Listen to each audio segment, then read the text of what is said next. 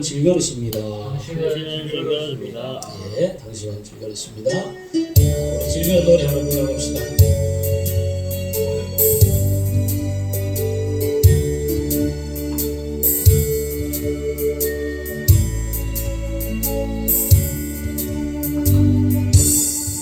더불어 사랑을 지으사는 너의 생기를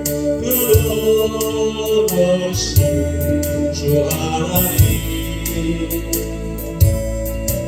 우리 위에 아들을 세상에 보내신 하나님, 주 하나님 사랑해.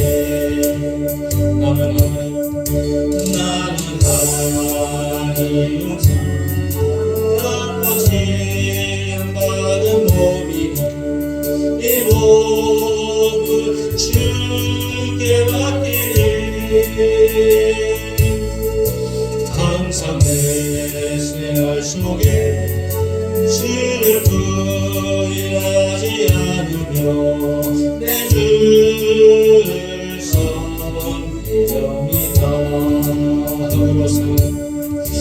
더불어 사랑을 지으사 그 거의 행위를 얻으신 주 하나님, 아멘 아멘.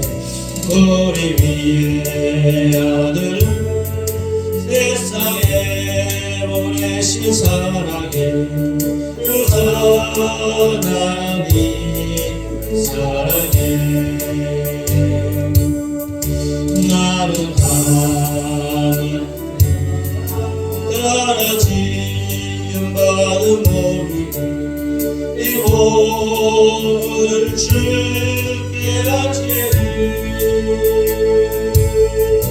항상 내 생활 속에 주를 부인하지 않으며 내 주를 섬기렵니다. 아멘. 주일에 이렇게 만나 뵙게 돼서 반갑습니다. 밤에 제가 잠을 자는데 잠자는 도중에 딸꾹질이 찾아왔어요. 자는 도중에 딸꾹질이 찾아오는 것도 처음이에요. 그래서 자다가 깨가지고 딸꾹질을 하는데 이 딸꾹질이 심한 거예요. 그래서 안 되겠다 싶어서 물도 마시고 숨쉬기도 좀 해보고 했는데 거치지를 않습니다. 우리 장인어른 살아계실 때 생전에 딸꾹질을 굉장히 많이 하셨어요. 그래서 우리 장인어른은 딸꾹질 할 때마다 한의원에 가서 약을 지어 먹었어요. 제가 천양에 영주동 쪽에 어떤 한의원이 있는데 거기 내가 딸꾹질 그치는 약을 내가 사다 준 적이 있습니다. 저도 딸꾹질 찾아와서 딸꾹질이 그치지 않아. 그래서 인터넷에 들어가서 잠깐 봤어요. 어떻게 하면 딸꾹질을 그치게 하나 보니까 한 10가지 방법이 있더라고요. 근데 그 중에 내가 방법을 하나 찾았는데 뭐냐면 꿀이지 않습니까? 꿀을 진하게 해가지고 물에 타서 꿀떡꿀떡 마시면 딸꾹질이 멈춰진다 그러더라고요. 그래가지고 이게 반말이다 싶어서 어쨌든 믿음을 가지고 꿀에다가 집에 마침 꿀이 좀 있어가지고 물에 타서 이렇게 마셨어요. 마시니까 이야 시원하게 딸꾹질이 멈춰지네. 그래서 참 다행이다 하고 또 잠을 좀 청해가지고 또 잤습니다. 잤는데 아침에 일어나니까 딸꾹질이 일어나자마자 또 딸꾹질이 시작되는 거예요. 오늘 주일인데 가서 설교도 해야 되고 이 딸꾹질이 있으면 어떻게 하나 큰일 났다 싶어요. 기도하면서 하나님 큰일 났습니다. 주일에 가서 설교도 해야 되고 같이 예배드려야 되는데 이 딸꾹질 하면은 설교하다가 중간에 이러면 나도 그렇지만 듣는 사람이 어떻게 했냐고 안 되겠다고 기도하면서 아침에 커피 한 잔 먹고 식도 하나 구워가지고 애들 먹을 것도 좀 굽고 그래서 제가 먹고 났는데 이게 커피 한 잔 딱 먹고 나니까 딸꾹질 탁 그쳐버렸어요. 지금까지 딸꾹질이 안 나와요. 얼마나 감사합니까? 감사금 해드리죠. 제가 요즘 일주일 동안 여기저기 몸이 많이 아파서 고생을 좀 많이 했어요.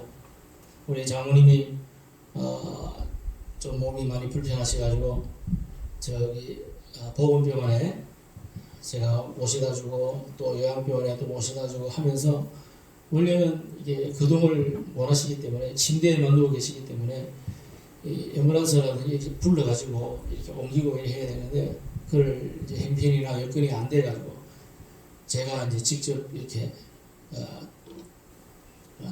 뭐라고 해야 되지? 달랑들어가지고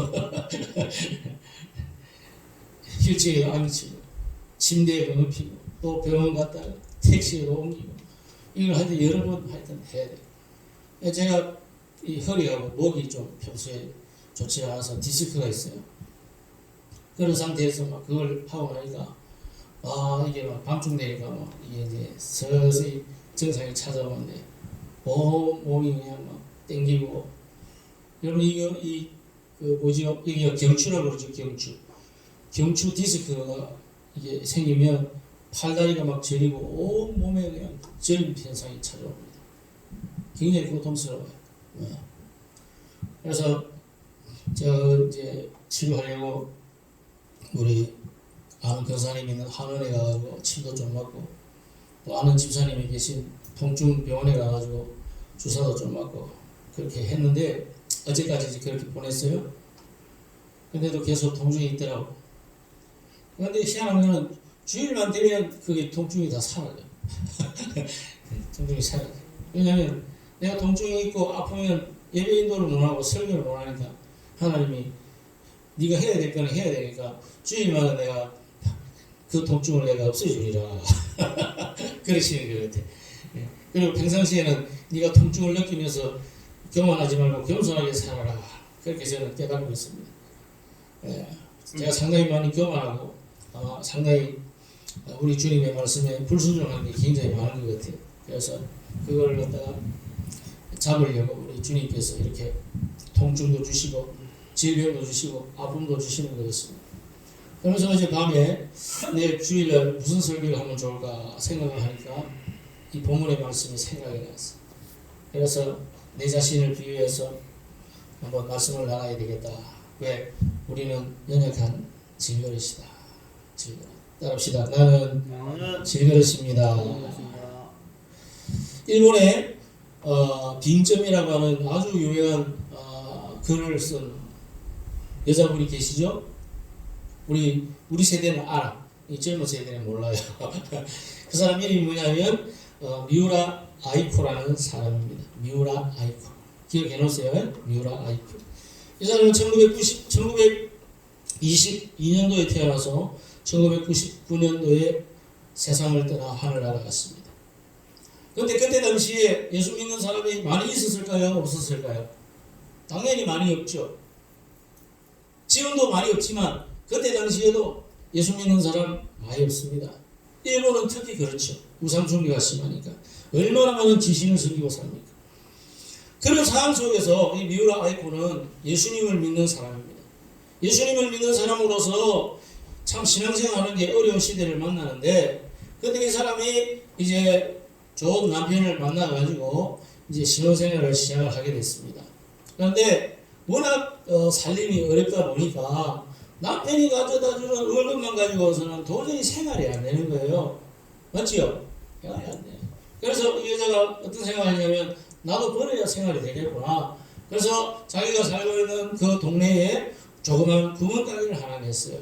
구멍가게를 내가지고 거기다가 이것저것 물건을 갖다 놓고 장사를 하는데 희한한 거는 얼마나 물건이 잘 팔리는지 몰라요. 물건이 너무 잘 팔리는 거예요. 이거 물건 갖다 놓으면 팔리고 갖다 놓으면 팔리고 그러다가 나중에 막 트럭을 불러가 트럭대기를 갖다 놓고 팔고 너무 장사가 잘 되는 거예요. 그런데 어느 날 밤중에 남편이 뭐라고 하냐면 여보 우리 가게 장사가 너무 잘 되는데 우리 가게가 장사가 너무 잘 되니까 옆에 있는 가게들이 장사가 안 된다. 그러면 옆에 있는 사람들 우리 때문에 피해를 보는 거 아니냐. 그러니까 우리 이렇게 하지 말고 우리 몇 가지 품목만 정해놓고 그것만 팔자. 그래 다른 사람들도 팔아서 먹고 살지. 이야 세상에 이런 사람들이 어디 있습니까? 그래가지고 이 미울 아이고도 생각하니까 그렇지, 내가 먹고 살면 안 되고 내 동네 사람들도 장사해서 먹고 살아야 되니까 품목을 줄여가지고 팔 것만 팝시다. 그래놓고 이제 장사를 하는데 그때부터 장사가 잘 됐겠어요? 못 됐겠어요? 당연히 장사가 안 되죠. 참는 물건이 없는데.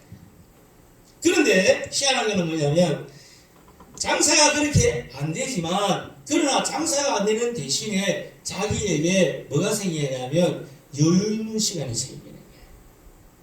시간에 여유가 많아지는 거예요. 이 사람이 원래 많은 사람이에요? 글 쓰는 사람이잖아요. 그러니까 이 시간의 여유가 찾아보러 말미암아 뭐 할 시간이 많아졌겠어요? 글 쓰는 시간이 많아져요. 그래서 그 남은 시간에 글을 쓰기를 시작했는데, 그렇게 해서 탄생된 글이 뭐냐? 바로 빙점이라는 아주 유명한, 우리나라에도 이 소설 도입이 돼가지고 드라마까지 만들 정도로 그런 참 뭐라고 그럴까요? 정말 그 글을 보신 분은 알겠지만 얼마나 그 글 내용이 사람의 마음에 잔잔함과 감동을 가져다 주는지 그런 글을 쓰고, 그 외에 물론 많은 소설을 또 쓰기도 했지만 특별히 이 빙점이라는 소설을 쓰면서 그가 유명해집니다. 그런데 유명해지고 난 다음에 이 사람이 나이를 하나씩 먹어가면서 나중에 이 사람에게 질병이 찾아옵니다. 어떤 질병이 찾아오냐면 이 사람이 뭐라고 할까요? 폐암에 걸려버렸어요. 폐암에 걸려가지고 죽기까지 13년 동안을 투병 생활을 하게 되는데, 여러분 암에 걸려서 13년을 투병 생활을 했다고 한번 생각해 보세요. 그 사람이 얼마나 엄청난 상처와 어려움과 고통과 절망을 겪으면서 살았겠는가. 그런데 이 사람은 13년 동안 자기가 질병을 인해서 겪는 이 절망과 낙심과 이 고통과 어려움을 자기가 쓰는 글을 통해서 나타나요. 자기가 쓰는 글을 통해서. 그래가 자기하고 비슷한 많은 사람들에게도 자기가 어떻게 해서 이 투병생활 가운데서도 소망을 발견하고 이 어려운 가운데서도 내가 고통을 극복하면서 저 하늘의 천국을 내가 바라보면서 살아가게 되는가를 많은 사람들에게 글을 통해서 전했다는 사실입니다. 그래서 이 사람이 쓴 글 중에 이런 책이 있습니다. 이 질그릇에도. 딱 오늘 설교하고 맞는 거예요. 이 질그릇에도. 나는 바로 질그릇 같은 사람이다. 나는 상처받는 사람이다. 나는 고통과 어려움과 절망을 가질 수밖에 없는 사람이다. 그러면서 이 질그릇에도라는 책을 통해서 이 사람은 이 책 속에서 하나님의 사랑이 나를 어떻게 인도하셨고 내가 이 사랑과 은혜를 통해서 어떤 삶을 살아가면서 극복했는가를 드러내고 있는 것을 우리는 알 수가 있습니다. 결론이 무엇입니까? 결론은 인간은 질그릇에 불과하다는 것입니다. 하지만 그 질그릇과 같은 연약한 것이지만 그 연약한 그릇 속에 뭐가 들어가요? 예수 그리스도가 나의 보배로 들어오실 때 나는 질그릇 같은 이 그릇이지만 예수님을 모신 존재로서 이 질그릇에 엄청난 가치 있는 삶을 살아갈 수 있다는 것을 우리에게 전해주고 있습니다. 한 번 더 따라합시다. 나는 질그릇입니다. 나는 질그릇입니다. 여러분 질그릇의 특징이 뭡니까? 질그릇의 특징은 한마디로 말하면 너무 초라하다는 것입니다. 너무 초라하다. 여러분 질그릇을 어떻게 만드는 줄 아세요? 질그릇은요 만들 때 유약도 안 발라요. 그러니까 반짝반짝 빛도 안 나요. 그냥 굽는 거예요. 그냥 굽는 거. 왜 그러냐? 막 쓰려고. 그러니까 질그릇이라는 가치는 막 쓰는 겁니다. 막 쓰는 거. 이것도 쓰고 저것도 쓰고. 네. 이것을 통해서 우리는 우리 자신의 모습을 먼저 발견하게 됩니다. 아, 우리 인생이 질그릇 같은 존재구나. 막 쓰는 존재구나. 상처를 많이 받게 되겠구나. 여러분 이 질그릇은 유약도 안 발라고 뭐 한 번 구웠을 뿐이니까 여러분 얼마나 연약하겠어요. 그러니까 잡고 있다가 떨어뜨리면 바로 그대로 어떻게 돼? 박살나죠. 깨어지죠. 그러니까 우리 인간의 존재라는 것은 성경 말씀을 그대로 우리가 인용해서 말씀을 해본다면 우리 인생은 약한 존재예요. 우리 인생은 상처받기 좋은 존재. 우리 인생은 금가는 존재. 우리 인생은 깨어지는 존재. 우리 인생은 여러분 누군가가 와서 나를 보호해 주지 않으면 깨어질 수밖에 없는 연약한 존재라는 것을 우리는 알 수가 있습니다. 그래서 오늘 우리에게는 누가 필요합니까? 예수 그리스도가 필요한 것을 믿으시길 바랍니다. 그분의 도움 없이는 우리는 절대적으로 살아갈 수 없는 존재가 바로 우리 자신이라는 것입니다. 이것을 바울이 우리에게 가르쳐 주기 위해서 우리에게 질그릇의 비유를 통해서 말씀하고 있다는 것을 알아야 됩니다. 어떤 순간이라 할지라도 하나님의 은혜가 없이는 예수 그리스도의 인도하심이 없이는 우리는 절대로 살아갈 수 없습니다. 금갈 수밖에 없어. 상처받을 없어. 깨어질 수밖에 없어. 그런 연약한 존재임을 먼저 깨닫기를 바랍니다. 그리고 이 질그릇에 또 하나의 특징이 있는데 그것은 뭐냐면 너무너무 가치가 없다는 거예요. 가치가. 그러니까 사람들이 자기 자신에 대해서 절망하는 거예요. 여러분 절망하면 어떻게 되는지 아세요? 절망하면 우울증 빠져요. 우울증 빠지면 어떻게 돼요? 나중에 자살하게 돼요. 자기 존재에 대한 가치를 너무 떨어뜨리기 때문에 나는 아무 가치 없는 존재야. 내가 이 세상에 산들 무슨 소용이 있어. 내가 있으나 없으나 아무 그거 없는데. 그러니까 자살을 선택해버려요. 우리나라에 평상시 60명씩 하루에 죽어가는 거 아십니까? 자살을 통해서. 지난 추석 명절 때 120명이 죽었어요. 자살을 했다고. 왜 그렇습니까? 자신의 존재를 가치 없게 생각하니까 그냥 목숨을 그냥 놓아버리는 거예요. 물어봅시다. 저와 여러분은 가치 있습니까? 가치 있죠. 왜? 내 안에 나의 주님 되신 보배 되신 예수 그리스도를 모시고 살기 때문입니다. 그러니까 우리는 절대로 교만해서는 안 된다는 사실을 우리는 알 수 있습니다. 그런데 우리 이 말씀을 보면서 한 가지 의문점을 가지죠. 그것은 뭐냐면 하나님 우리를 만드실 때 왜 질그릇으로 만드나요? 하필이면 그 많은 그릇들 중에 맞잖아요. 여러분 그릇의 종류가 얼마나 많아요. 뭐 새 그릇도 있고 녹그릇도 있고 찾아보면 오만 그릇이 다 있을 거예요. 요새는 금그릇도 있고 다이아 그릇도 있고 그런 강철 그릇 아무리 집어 던져도 끄떡없는 거 이런 것들로 만들어 가지고 좀 쓰면 얼마나 좋겠느냐 말이야. 근데 만약에 인간을 그런 그릇으로 만약에 만들어서 썼다고 한다면 여러분 인간은 어떻게 될까요? 인간은 어떻게 될까요? 교만하지. 교만의 벽지가 뭐예요? 사단이죠. 사단. 막이 되는 거예요. 그래서 하나님은 우리를 질그릇으로 만드시는 것입니다. 오늘 이 본문에 있는 7절 말씀을 특별히 한 번 더 읽도록 하겠습니다. 7절 한번 찾아보시기 바랍니다. 자, 7절 시작. 우리가 이 보배를 질그릇에 가졌으니 이는 심히 큰 능력이 하나님께 있고 우리에게 있지 아니함을 알게 하려 함이라.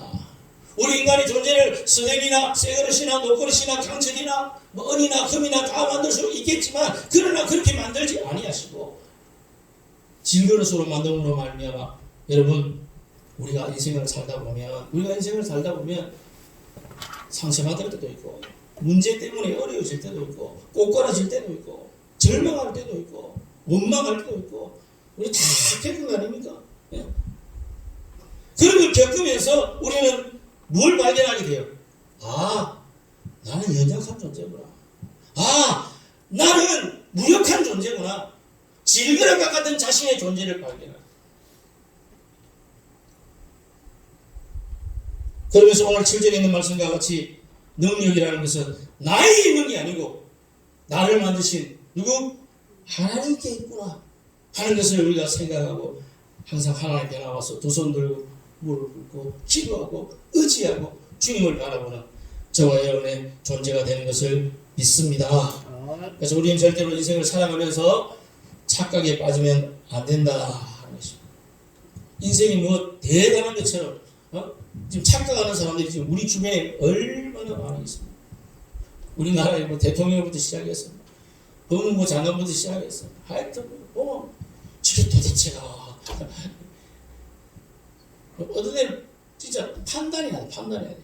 저게 도대체 인간인가? 인간의 삶을 살아가는 중심입니다. 시편 103편에 보니까 인간에 대해서 이렇게 말합니다. 인간은 바로 먼지와 같다. 먼지. 마치 불과 같고 그 영혼은 바람에 불면 사라져버리는 들꽃과 같다고 말씀하고 있습니다. 인간은 연약하고 인간은 무력하고 인간은 깨어지기 쉬운 존재입니다. 이런 존재임을 네가 먼저 깨달아라. 그거 우리에게 주시려고 사도 바울이 이 말씀을 우리에게 기록한 것입니다. 그러면서 한 걸음 더 나아가서 오늘 우리에게 무엇을 가르칩니까? 비록 네가 연약한 질그릇이 맞지만 그러나 그 그릇 속에 무엇을 담는가에 따라서 너의 가치가 달라진다는 것을 우리에게 가르쳐주고 있습니다. 오늘 이 7절 말씀에 우리가 이 보배를 질그릇에 가졌다 이랬죠. 보배를 질그릇에 가졌다. 그럼 이 보배는 누구를 말하는 거죠? 말씀해 보세요. 예수 그리스도죠. 우리는 질그릇인데 우리는 연약한데 우리 안에 보배 대신 예수 그리스도를 가진 자라는 것을 우리에게 말씀하고 있는 것입니다. 오늘 이것을 촉구하고 있는 것입니다. 오늘 이것을 선포하고 있는 것입니다. 오늘 이것을 우리에게 말씀하시면서 이 말씀대로 순종하며 살아가기를 지금 요구하고 있는 것입니다. 찬송 하나 부르고 합시다.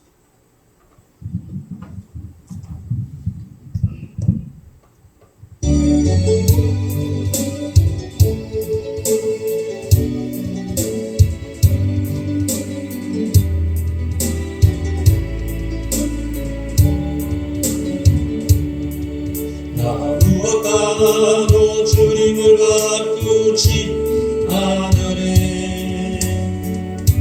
다른 어떤 은혜 구하지 않으리. 오직 주님만이 내 삶의 도움이시니 주의 얼굴 보기 원합니다. 주님 사랑했고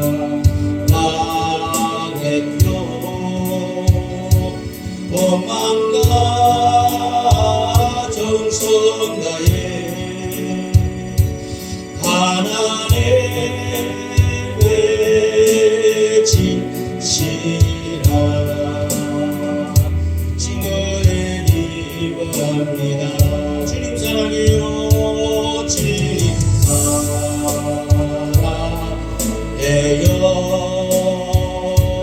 오만과 정성 다해 하나님의 계시라 증언하기 원합니다. 네, 그렇습니다. 우리 한 사람 개인의 삶의 질을 높이고 그 가치를 높일 수 있는 가장 중요하고도 최우선적인 방법이 뭐냐? 나는 연약한 질그릇이지만 내 속에 보배 되신 예수 그리스도를 모시면 된다는 것입니다.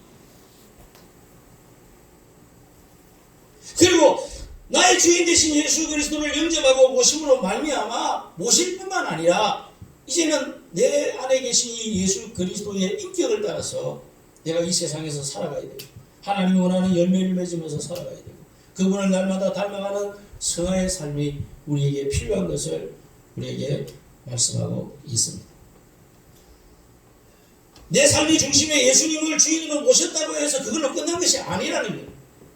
모셨으면 그 모신 것에 대한 결과를 천국 가는 그날까지 우리가 이 땅에서 살아가야 할 터인데 그 열매를 나타내면서 살아가는 것이 중요하다는 거예요.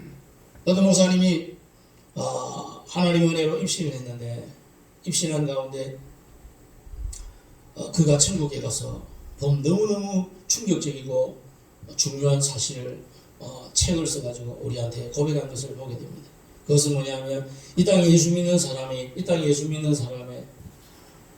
약 2.5%만 천국에 들어간다 이렇게 이야기를 그가 했습니다. 2.5% 2.5%만 안 돼. 2.5% 세상에.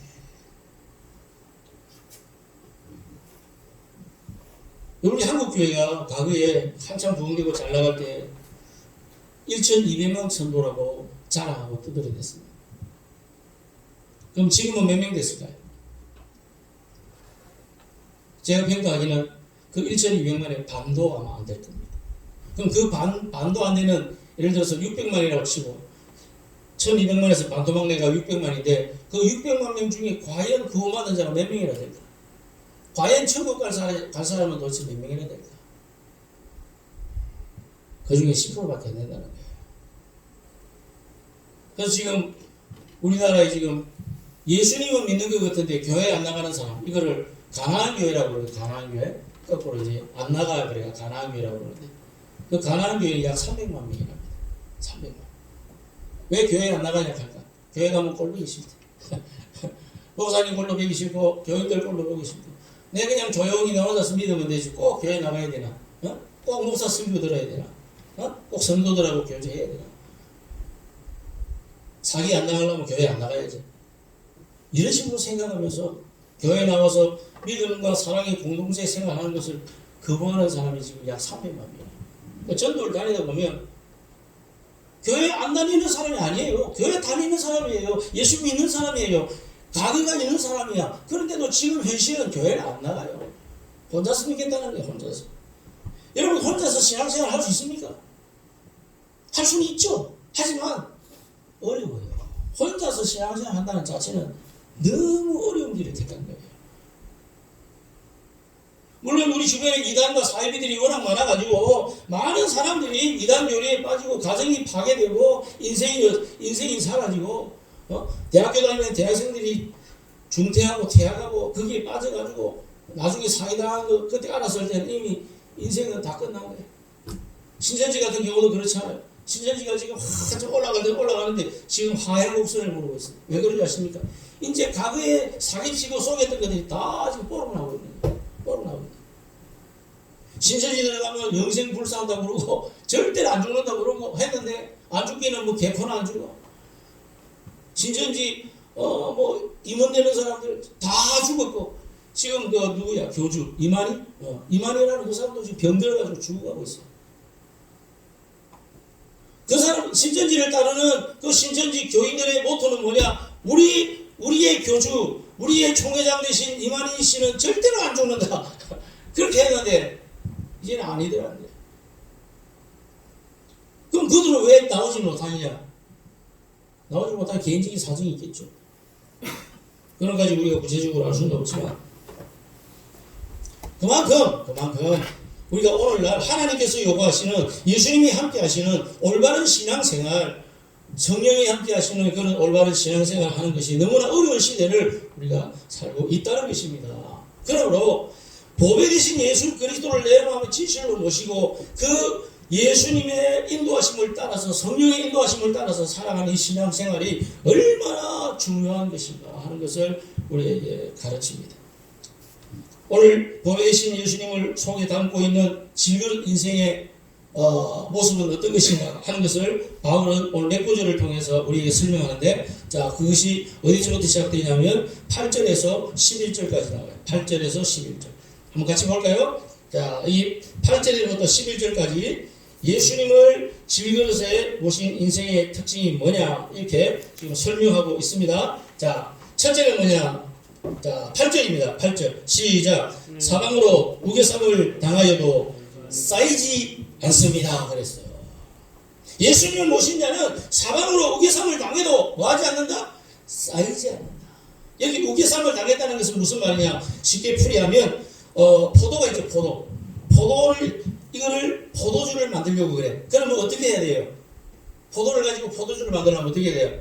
짓눌러야지 포도를. 그죠? 포도를 짓눌러요. 포도를 마치 포도주를 만들기 위해서 즙을 만들기 위해서 짓누르는 거 그거를 우겨쌈을 당한다는 뜻이 우겨쌈을. 그러니까 얼마나 힘들겠어요. 얼마나 고통스럽고 고난스럽겠어요. 근데 그럼에도 불구하고 하나님이 믿는 성도는 이와 같은 사방으로 우겨쌈을 당한다 할지라도 뭐야? 절대로 쌓이지 않는 사람이다. 참 여러분 우리가 인생 살아가면서 얼마나 많은 우겨쌈을 당하는 그런 사건들이 많이 있었습니까? 그럼에도 불구하고 우리는 당당하게 예수 그리스도로 말미암아 일어나는 승리하는 하나님의 사람인지 믿으시기를 바랍니다. 고린도전서 10장에 보니까 이렇게 말합니다. 사람이 감당할 시험밖에는 너희에게 당한 것이 없나니 오직 하나님은 미쁘사 너희가 감당치 못할 시험을 허락치 아니하시고 시험 당할 즈음에는 또한 피할 길을 내사 너희로 능히 감당케 하신다고 말씀하고 있습니다. 성경에 나오는 인물들 가운데 하나님의 쓰신 인물들 가운데 그렇지 않은 사람은 아무도 없습니다. 여러분 잘 아는 모세가 바로 그와 같은 삶을 살았어요. 다윗을 보세요. 다윗이 그런 삶을 살았어요. 다니엘을 보세요. 바울을 보세요. 그리고 오늘 저와 여러분을 보시기를 바랍니다. 우리가 아무리 우겨쌈을 당한다 할지라도 우리는 결코 쌓이지 않습니다. 왜 그렇습니까? 우리 안에 누가 계시니까? 예수님 계시니까. 두 번째로, 자, 8절 하반절입니다. 자, 뭐라고 지금 돼 있죠? 8절 하반절에 답답한 일을 당하여도 낙심하지 않는다. 여러분 인생 살면 답답한 일 있어요, 없어요? 있죠. 얼마나 많겠어요? 그게 없으면 인생이 아니지. 이 답답하다는 말은 쩔쩔맨다, 난처해서 어쩔 줄을 모른다, 어떤 것을 택해야 될지 모르겠다, 헷갈린다, 혼동스럽다, 그런 이야기죠. 그런데 그럼에도 불구하고 예수 그리스도를 모신 성도는 절대로 어떻게 된다? 낙심하지 않는다고 말씀하고 있습니다. 마귀가 우리에게 사용하는 가장 큰 무기 중에 하나가 뭐냐? 낙심과 좌절이라는 무기라고 했어요. 사람의 마음에 낙심이 오고 좌절이 찾아오면 그때는 감당할 수가 없어요. 무슨 일을 저지를 줄 몰라요. 유명한 연예인들이나 정치인들이 한 번씩 자살해서 죽는 거 보죠. 여러분 그 사람들 보세요. 그 사람들이 부족한 게 뭐가 있어요? 돈이 없어? 외제차가 없어? 아파트가 없어? 통장에 돈이 없어? 뭐가 없어? 다 있어요. 없는 거 없어. 근데 한순간 뭐였기 때문에? 낙심하니까. 한순간 좌절하니까 자살하는 거예요. 예수 믿고 하나님 자녀된 저와 여러분들도 이 인생을 살다 보면 문제 있어요, 없어요? 문제 있습니다. 어떻게 순풍에만 합니까? 풍랑도 이고 어려움도 오고 앞이 가로막히는 깜깜할 때도 있어요. 그럼에도 불구하고 우리는 절대로 낙심하지 않습니다. 희망을 놓지 않습니다. 왜? 내 안에 계신 누구 때문에? 예수님 때문에. 우리가 옛날 IMF 겪을 때 아주 유명한 골프 선수 박셀이라는 여자 골프 선수가 있었어요. 이 박셀이라는 여자 골프 선수 때문에 그때 당시 IMF 겪으면서 많은 사람들이 위로를 받았어요. 소망을 가졌어요. 희망을 붙들었어요. 아, 저 선수가 경기하는 거 보니까 우리도 할 수 있겠구나. 믿음이 생겼어요. 어쩌는데 박셀이가 골프 하는데 골프 친 공이 어디 빠졌죠? 고랑이 빠져버렸어요. 고랑이 빠지니까 그 고랑이 빠진 그 공을 보면 그 당사자도 어떻게 했어요? 마음에 얼마나 낙심하겠어요? 절망하겠냐고. 그런데 야는 그런 게 없어. 거기 고랑이 빠졌네. 신발 벗어, 양말 벗어, 바지 제껴. 그러고 물속에 들어가서 날려버리고. 그래 우승했어요. 그래가지고 그걸 보고 대수특필했어요. 우리나라 사람 그걸 보고 감동받았어. 세상에나. 그때 당시 그 골프에 대해서 사람들이 뭐 알긴 했습니까? 몰랐잖아요. 지금은 우리나라 골프하는 선수들이 전 세계에 막 건너져가지고 우승도 하고 뭐 돈도 벌고 유명인들이 됐지만 그때 당시에는 골프가 뭔지도 몰라. 우리 조동생 골프 해봤어요? 안 해봤어요? 나는 골프 골자도 몰라. 골프 치는데 근처에 가본 적도 없어요. 그런 시대에 이야, 그 박셀이라는 그 선수 하나 때문에 수많은 국민들이 절망 속에서 희망을 가지게 되고 소망을 품고 살다라는 것입니다. 그렇습니다. 오늘 우리 예수 믿는 저와 여러분, 예수님을 나의 영원한 보배로 모신 저와 여러분은 절대로 낙심하지 않는 줄 믿습니다. 이 노래 부를까요? 네, 이 노래 제일 좋아하는 노래인데.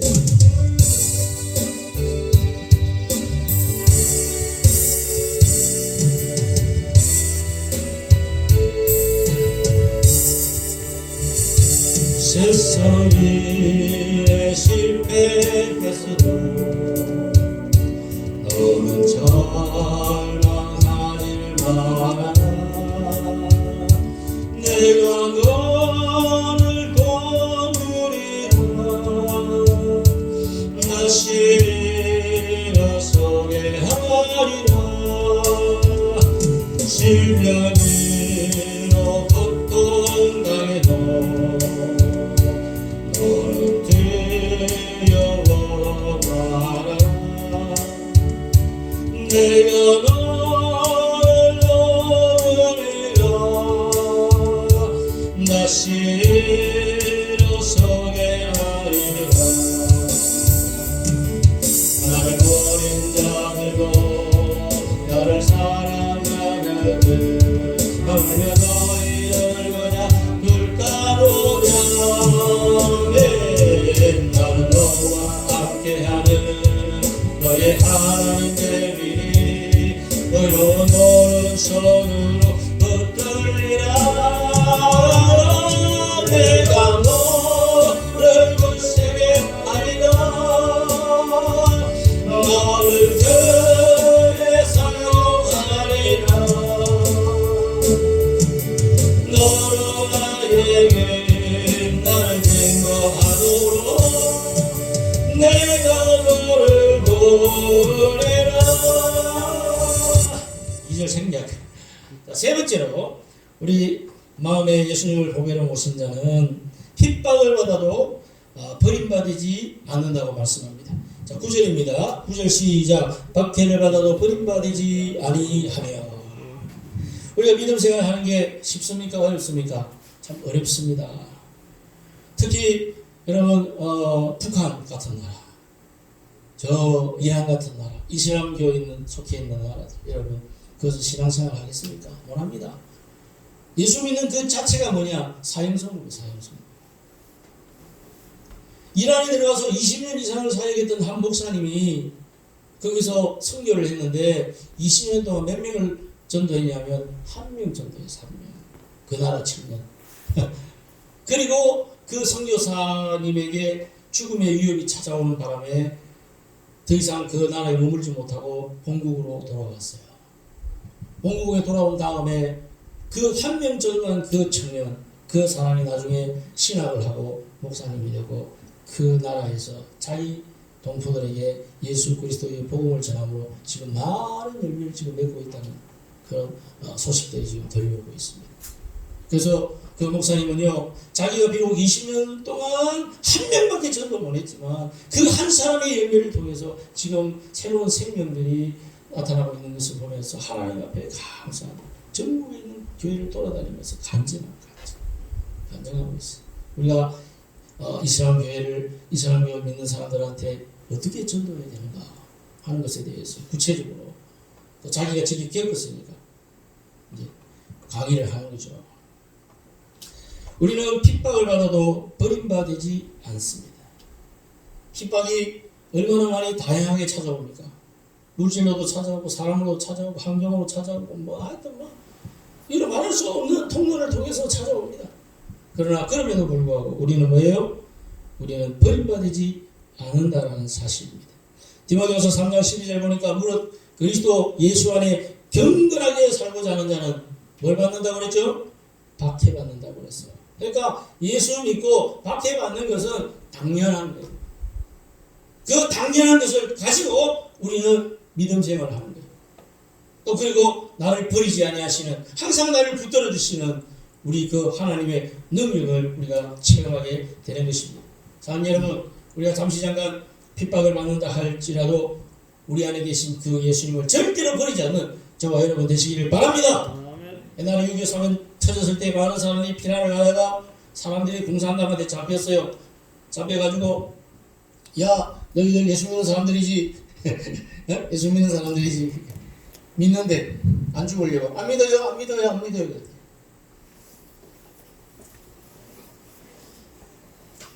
그랬더니 이 안 믿는다는 사람을 전부 다 총을 쏴서 죽여버렸어요. 믿는 사람을 죽여야 되는데 안 믿는 사람 다 죽여버렸어요. 그런데 그 중에 한 사람이 나는 예수 믿습니다 죽이세요 그랬대.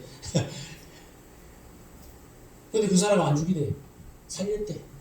왜 그러냐 보니까 그런 사유가 있었어요. 설명하려면 좀 시간이 많이 들어갈 것 같아서 끊었대요. 그 목사님이 예수 그리스도를 버리지 않는 말미암아 오히려 하나님께서 버림받지 않고 살려주시는 것을 우리가 알 수가 있습니다. 마지막 네 번째로 거꾸림을 당하여도 망하지 않는다. 9절 거꾸로 뜨림을 당하여도 망하지 아니하고 여기 거꾸로 뜨림이라는 건 한마디로 말하면 뭐냐면 때려 눕힘을 당한다는 거예요. 때려 눕힘을. 조폭들이 와가지고 나를 갖다가 몰매를 준다고 생각해봤어요. 내 얼마나 많은 매를 받고 거꾸로 때림을 당하겠습니까? 엉망진창 되겠지.